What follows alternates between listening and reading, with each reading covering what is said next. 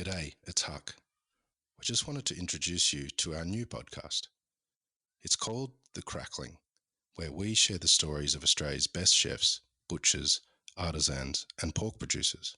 Search for The Crackling in your favourite podcast app to subscribe and hear new episodes that will be released weekly.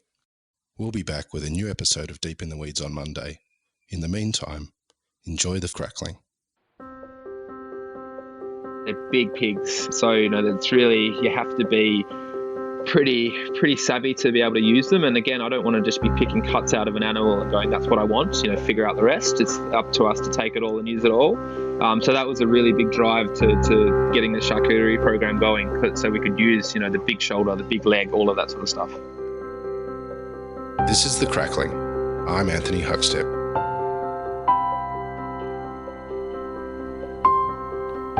We all approach learning differently.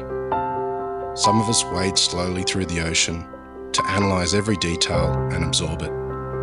Others like to throw themselves in the deep end and see if they'll sink or swim. Matt Stone is one of Australia's most celebrated chefs. He's forged a career as a champion of native ingredients and the most sustainable practices possible.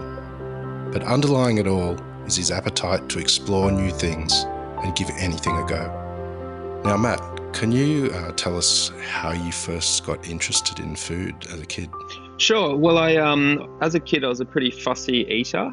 Didn't make it very easy for my mother, and I never really ever considered a career in the food industry as a young boy and teenager. But living in Margaret River and not really enjoying school so much and wanting to spend a lot of time at the beach, surfing, and all that kind of stuff, I didn't really overly pay that much attention to school, and pretty quickly my parents caught on and said that I was at a point that I could leave school. So they kind of encouraged me to get a job, and with no real aspirations for any sort of career other than being a pro surfer, which was never going to happen. I ended up getting a job in a kitchen washing dishes. You're quite limited with, in a town that's sort of based around hospitality. There's a lot of options in that field. So I got a job washing dishes, so I could work in the evenings and have the days free. What was it like growing up in that town because there's pretty amazing wineries there and producers, and did you fall in love with food at a young age, or was it further on in your career once you got your hands on the tools? Well, I kind of grew up between Perth and Margaret River. We kind of moved up and down, and so it was pretty split, and we moved back to Margaret River when I was 16. So that's when I sort of became less attentive at school. And at that stage, I'd never really been overly interested in food or wine. I, kind of would sneak a beer here and there and stuff like that, but no overwhelming interest. But it wasn't until I kind of got that job in the kitchen that I realised the sort of thrill of the environment. And that was at 16. That would have been around 15. Just the kind of thrill of the environment, the adrenaline of service, the love and the care for the food. Even though the restaurant I was in to start off with wasn't by any means the best restaurant in the world, but it was a really great base to start to understand food and how it worked. And I kind of fell in love with it really quickly and found myself eating things I'd never eaten before. Eating an oyster for the first time, eating olives. Always kind of screwed my face up at those kind of things as a kid, but I just kind of took the approach that if I want to work in this area, I've just got to try everything. And now, I've got to a point where there's not many things that I don't eat. So you said you sort of started doing dishes and stuff like that. When did you first start cooking food? And do you remember your first day when you sort of had that responsibility of preparing food in that restaurant? Yeah, it was a restaurant called Cafe Forte, which was on the main street of Margaret River, a pretty hideous big orange building, which no longer exists. It's been demolished, and there's actually a Dome Cafe there now, which is a kind of generic cafe chain in Western Australia. And so, yeah, I kind of washed dishes for a little while, and I was pretty quickly offered an apprenticeship, which I never finished. But we'll get to that later, I guess. But so I pretty quickly got thrust into it and started doing desserts, actually, which they weren't overly extravagant. But I remember the first dessert that I had to plate because it was it's actually pretty cool. It was a quandong mousse, and back in that time, native foods weren't really being used that much. And to be fair, it wasn't the world's best mousse, but it was set in a martini glass, which was pretty funny. And then on top of it had a tweel that we had to cook and then bend over a rolling pin from memory. So it had a big curve.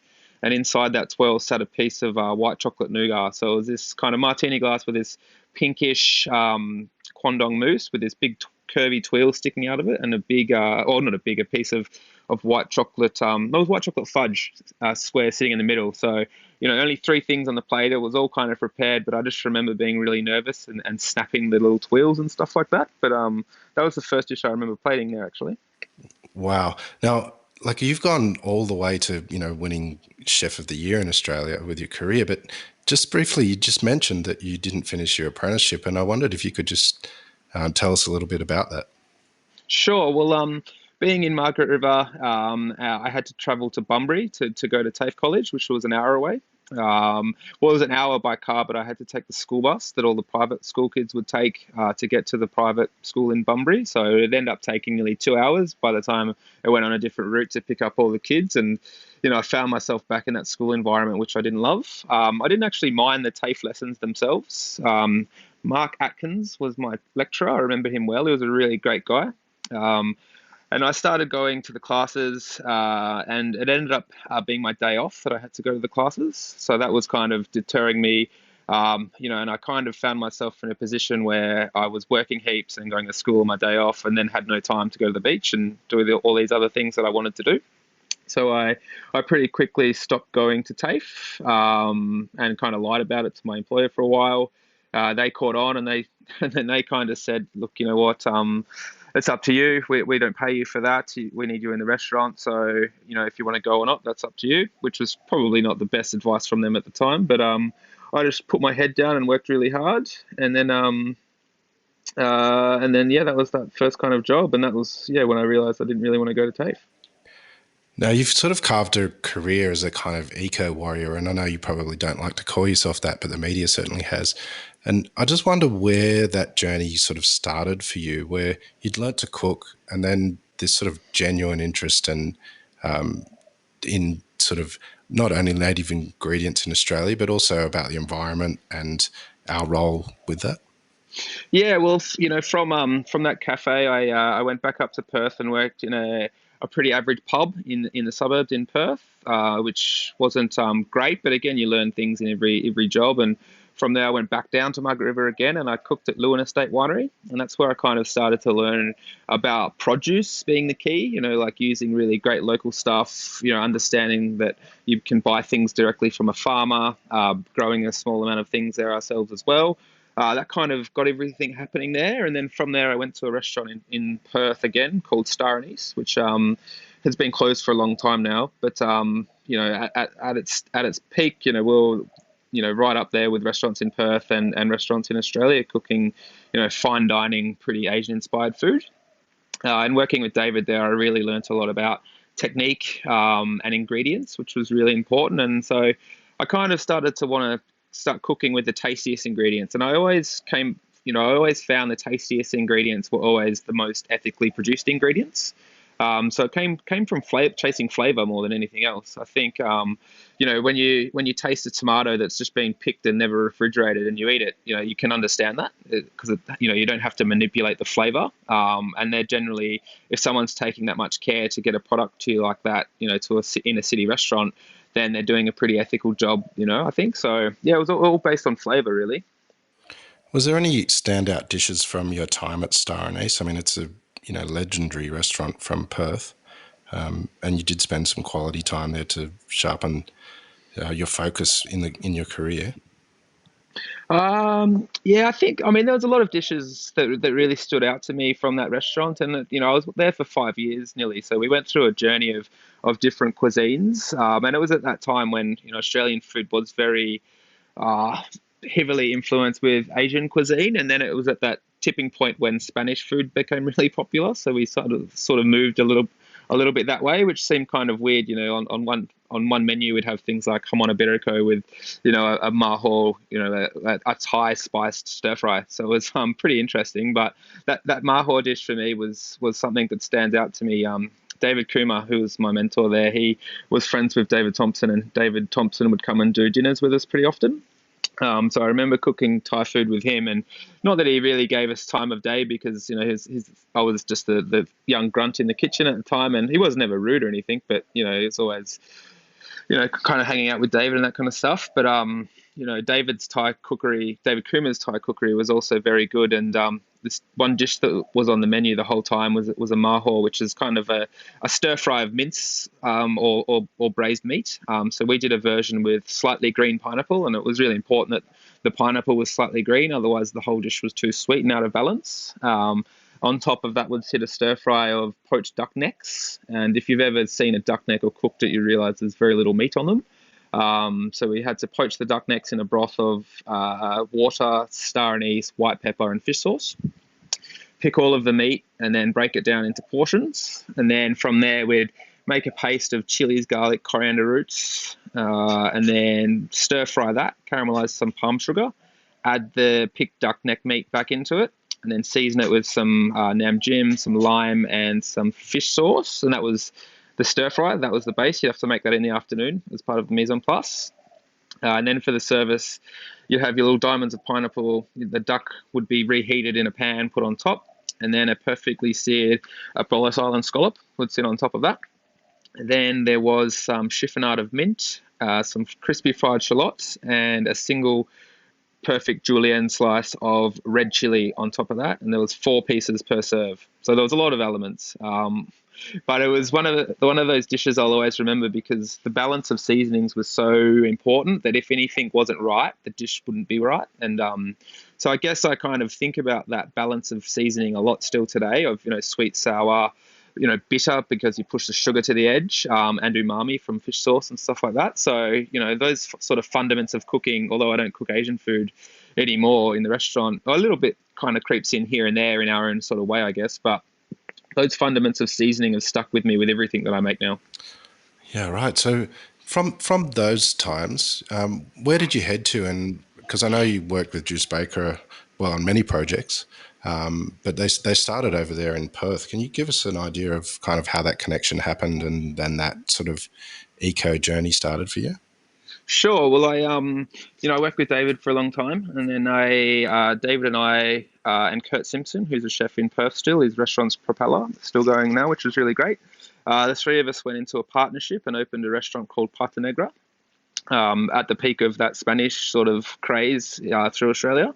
The business was really successful, going really well. I was quite naive in business, so I probably didn't get the right contracts in place, and I was pretty quickly sort of brought out of the business when it was doing really well. So it kind of lasted, from memory, around 6 months, which was pretty hard as a young guy, particularly with someone that you really trusted.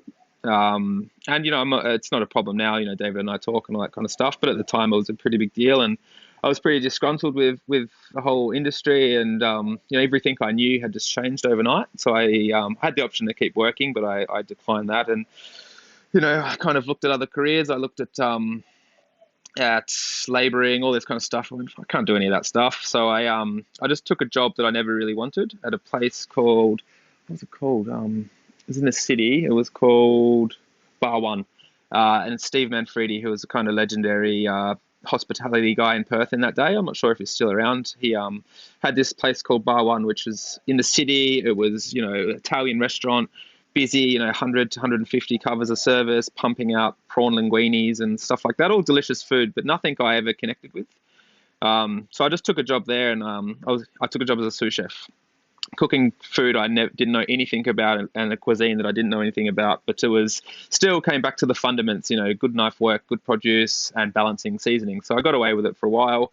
And at that stage, I got contacted by a crazy Dutch bastard called Joost Bakker to do the greenhouse project. And, Joost kind of gave me the spiel, this cube that's built from recycled or recyclable materials, covered in plants, serving food made from scratch. And I thought, that sounds so ridiculous. Like, that could never work. Like, that's just stupid, mate. I don't know. And, coming from the fine dining background of Star Anise and even Bar One was pretty ritzy. I thought, no, that's just silly. That's just not going to work. So I declined his offer without even meeting him. And then I kind of sat on it for a little while. And I thought, I wasn't loving cooking at Bar One, for no fault of theirs. It just wasn't me. It was just big, and what I thought was a little bit kind of, for me, soulless. I didn't connect with it. So I called Joost back 2 weeks later, and he said, I've been waiting for this call, which was pretty funny. And I said, look, let's have a chat. And he booked me a flight to Melbourne, I think 2 days after that.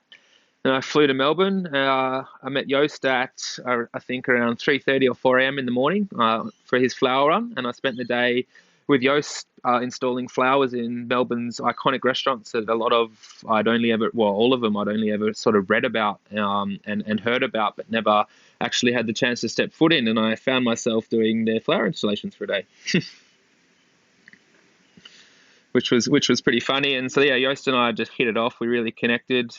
I agreed to get on board, and we opened the Greenhouse Birth, and that was just over 10 years ago actually that we opened that restaurant. And what was that experience like for you? With that restaurant.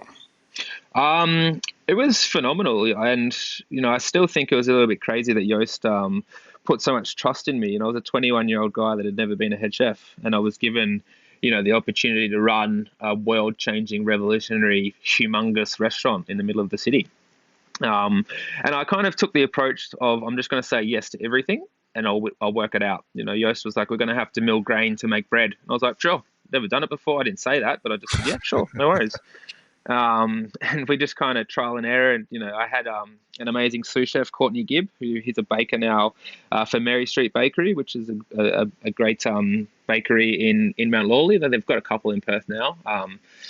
And he came from Star Anise to join me. So he and I just kind of took the attitude of we'll just say yes and figure it out. So we're doing things that we'd never even heard about before. I didn't even know you could mill your own flour until kind of Joost introduced that stuff to me. And we kind of took a lot of inspiration from proven primitive techniques. So we weren't creating new techniques. We're just using old techniques that had been forgotten or not used for a long time.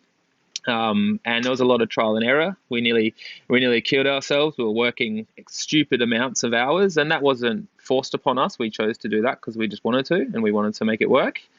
And yeah, we managed to get the restaurant open, and then people liked it, which was cool. And then sort of we got some accolades from there, which was pretty awesome. But that kind of set up the fundaments for sort of the next 10 years of my cooking career. Do you have any stories of the challenges involved in like learning these new skills and sticking to these sort of techniques and honouring them?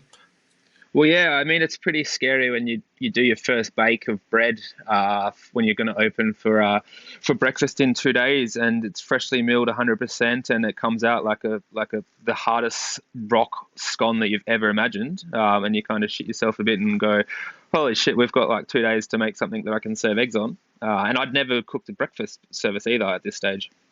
And I think that kind of worked. Our breakfast was really, really popular because it didn't come from a breakfast chef mentality. It was more of a savoury chef's kind of take on what is breakfast, which was really cool. But yeah, the bread thing was a really big thing. And the idea of fermenting vegetables was so foreign to me. Like I'd used fermented foods in lots of various ways through my previous years of cookery, things like, shrimp paste, fish sauce, soy sauce, beer, all of these sort of things. So the flavors weren't foreign, but producing them was.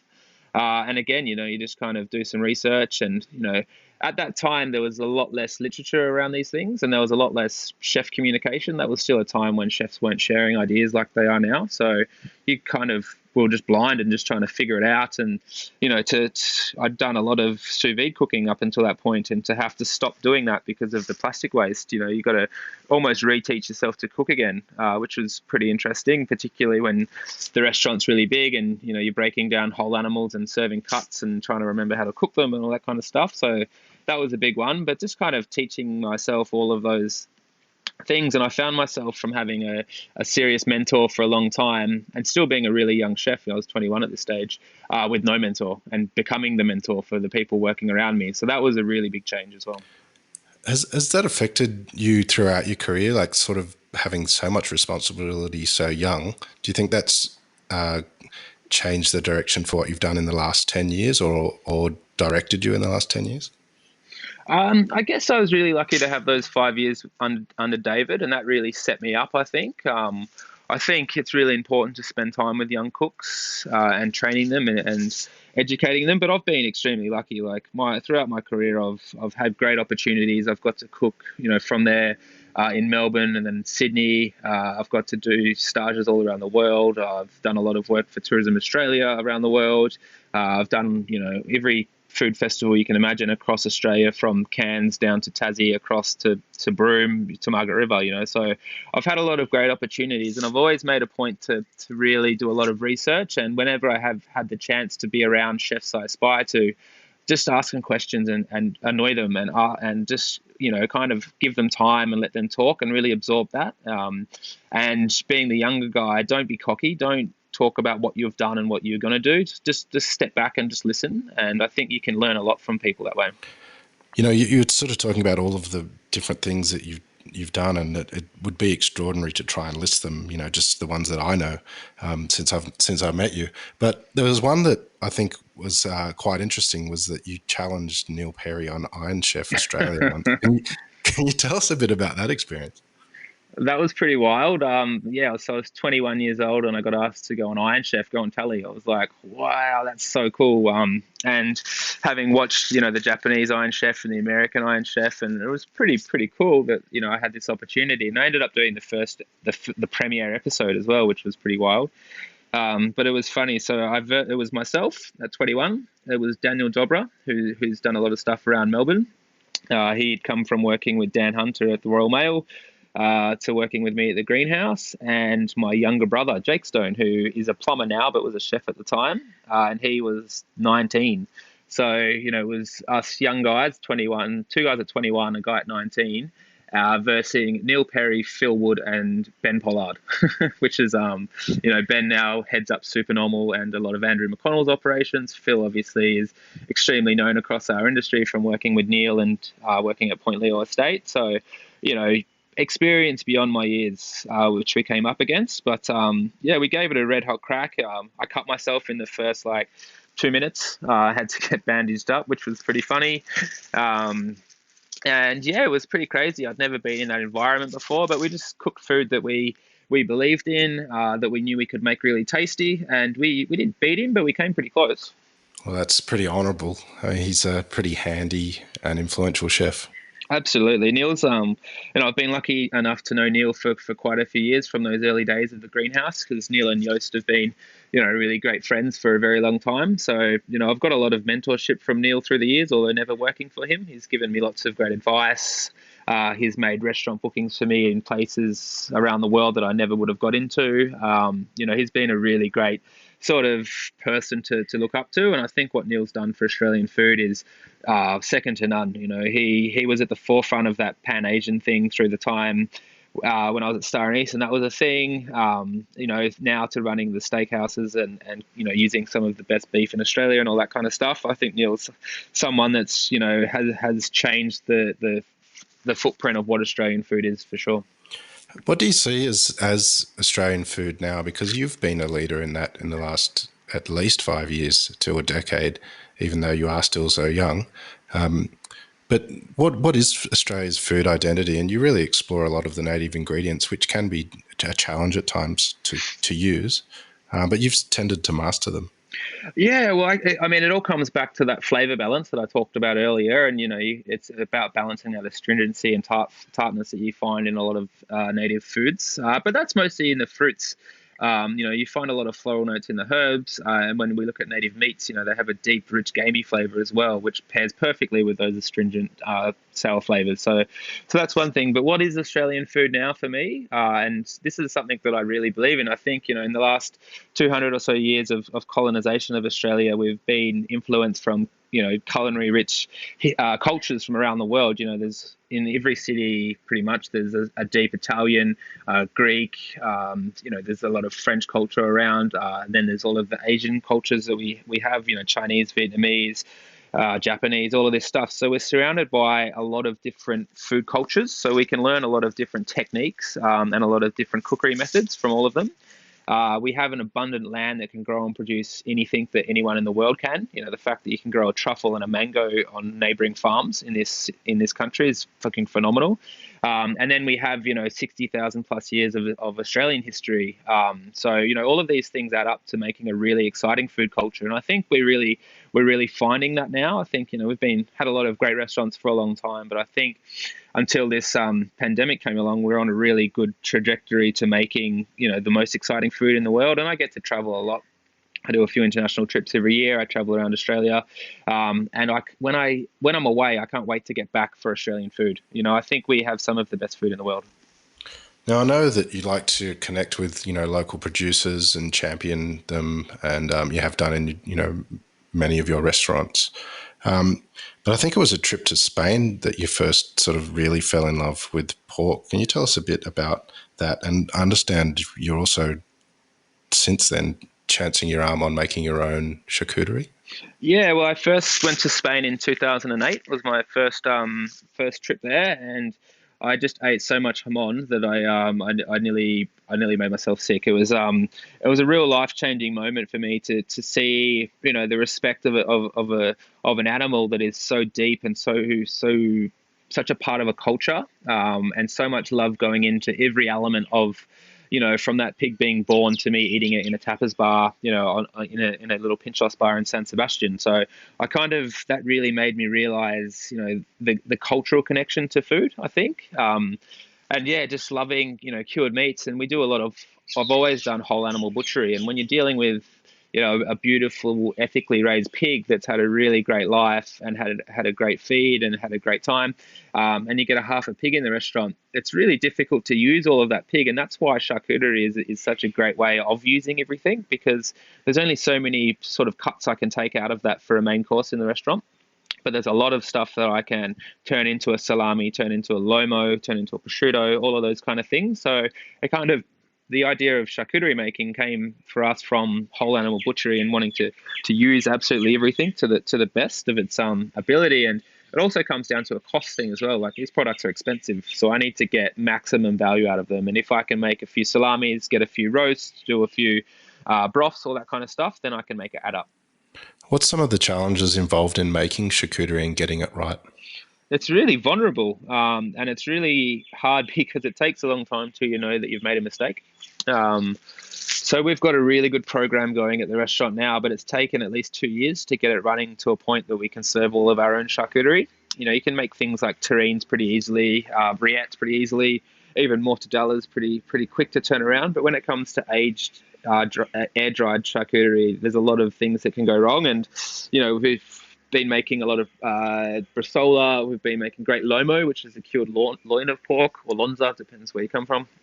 And then a whole array of different salamis. And we've even been doing a blended salami of kangaroo and pork, which is really great because, wanting to use native ingredients, we wanted to make a kangaroo salami. We were told it would never work. And on its own, it wouldn't, but we used 50% pork in it, and that balances and brings the fat to it, which is really phenomenal. So, yeah, I think, and it's hygiene is a really big part of it. You have to be super, super clean, super sterile with all of your equipment. And we were just using the wine cellar at the restaurant, Wow. which people could come and go from. And, it's really hard to, stop people from seeing a dozen beautiful looking salamis hanging in a wine cellar from going up and giving them a poke and a squeeze. So there's a lot of things that were beyond our control, but then we sort of made the call and invested in some proper charcuterie refrigeration, and that's just taken it to the next level for us, having a controlled environment that we can control the temperature, the humidity, and make sure everything's nice and safe. That gave us the chance to up the production to a point that we could serve all of our own charcuterie. Now, this is Oak Ridge, a restaurant which has, won a lot of awards, and you've won Chef of the Year there, and your partner Joe Barrett has won many awards as well. Like, you're a pretty incredible duo. Do you want to tell us what it's like working together and what you were doing at the restaurant, before the current situation of the pandemic? Sure. Well, it's great. Get to work with my best mate, which is awesome. I think Joe and I are really lucky because we have the same goal, but very different skill sets. In our own right, Joe's an amazing savory cook. She's qualified in both savoury cookery and pastry. So she's an overachiever, that's for sure. But coming together to be able to run a restaurant across the board, from everything from the garden to managing the staff, to from the sweet to the savoury to the beverage offering in the restaurant, to how we want the service to work. Being in a team with the same goal makes it possible. I can rest assured that the same things that I'm doing up one end of the kitchen are happening down the other end of the kitchen. And I think intuitively we communicate really well, just because we live together, work together. So Jo's a really great people manager. She's really great at sort of getting the best out of people, which has been a really great skill that I've learned from her, instead of getting grumpy and making situations more difficult than they have to be. Kind of talking to people, asking why something went wrong. Do you need more support? That she's really brought me to a really mature place, I think, as a leader in the kitchen, which has been really phenomenal.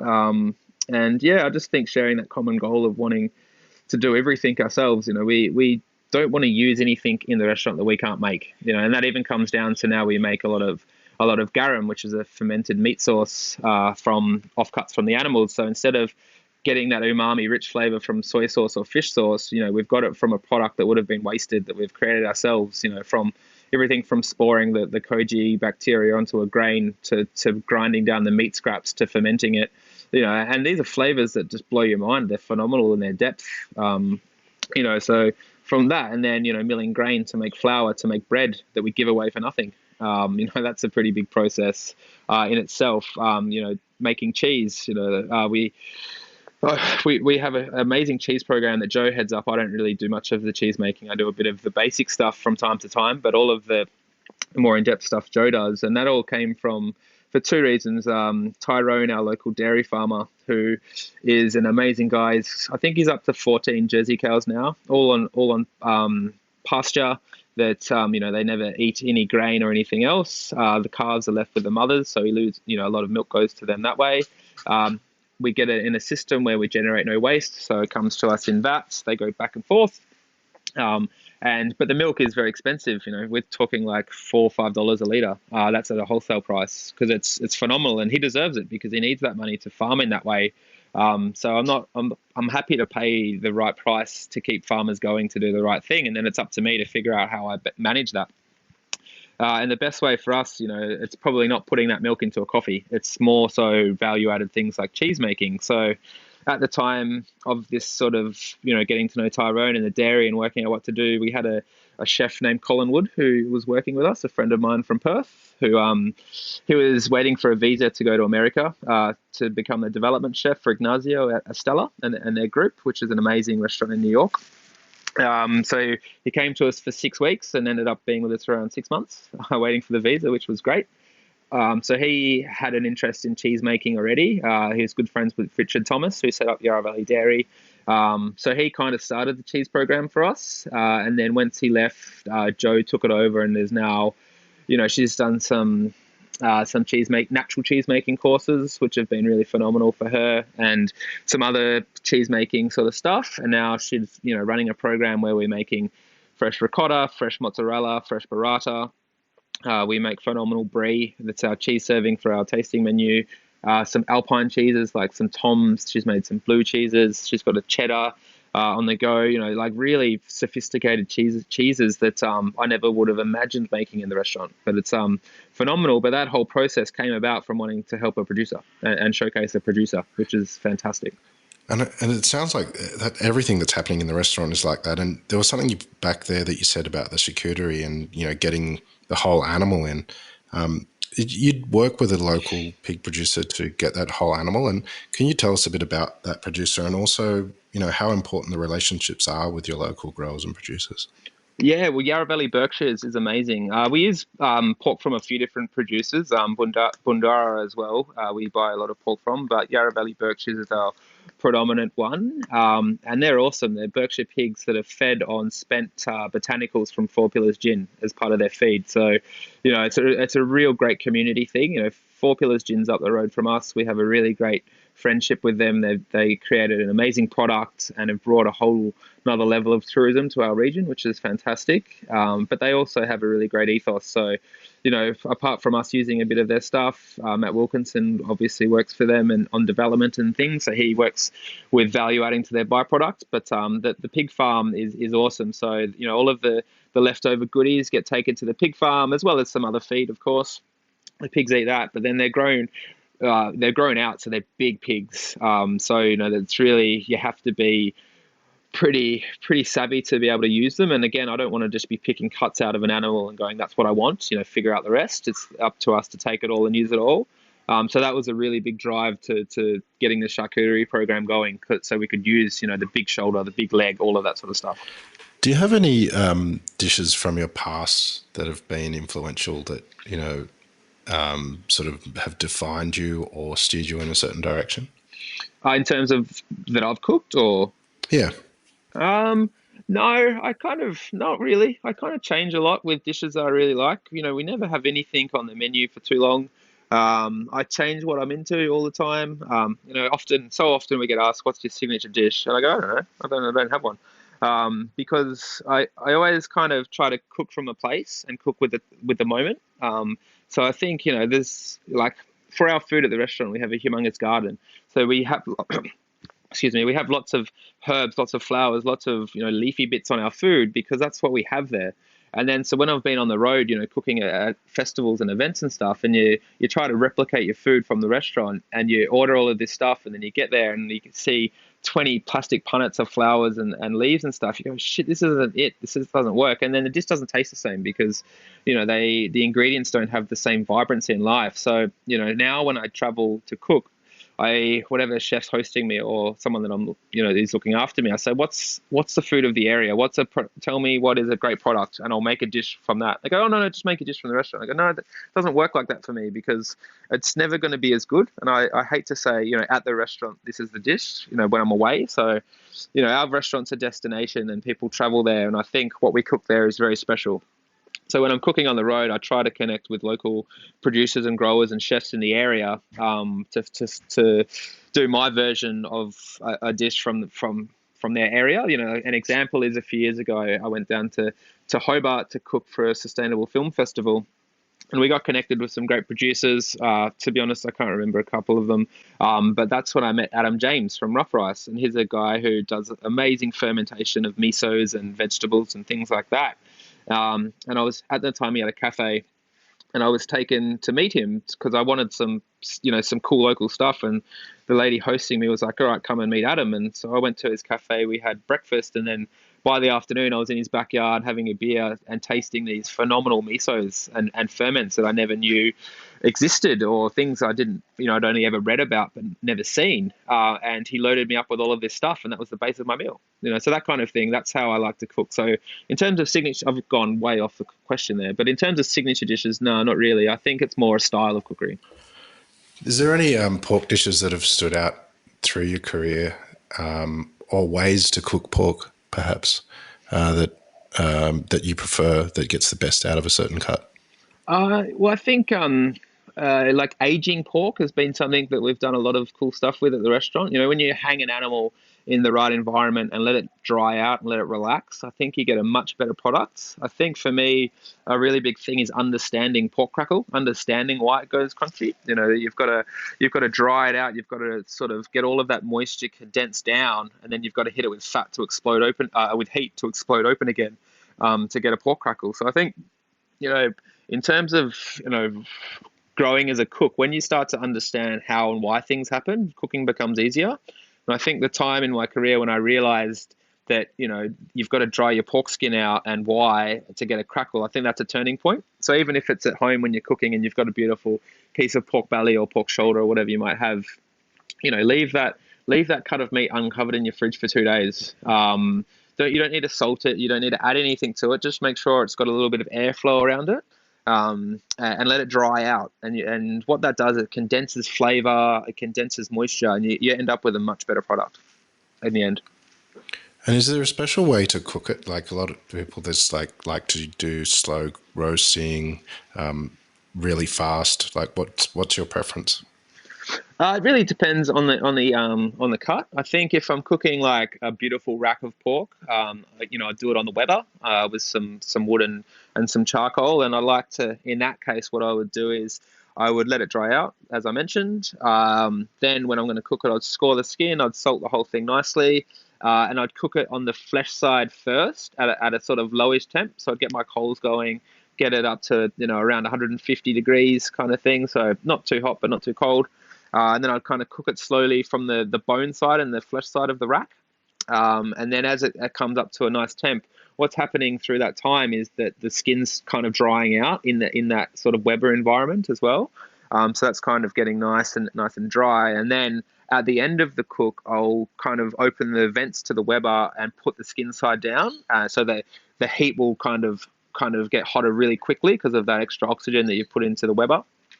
And then you can put the skin side down, and that explosion of heat will bubble your crackle and make it go really nice. So I think that's quite a nice technique.